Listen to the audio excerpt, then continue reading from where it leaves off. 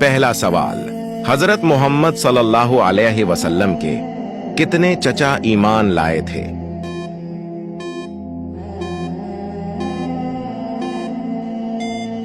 जवाब, 2 चचा। दूसरा सवाल, गुलामों में सबसे पहले कौन ईमान लाए?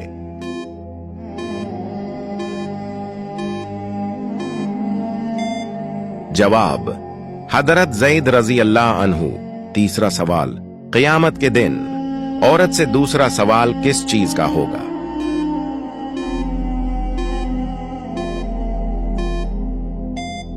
जवाब, शौहर के हुकूक का।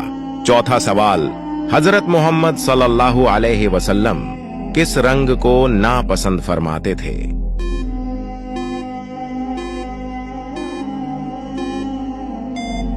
जवाब, सुर्ख रंग को। पांचवां सवाल, वो कौन से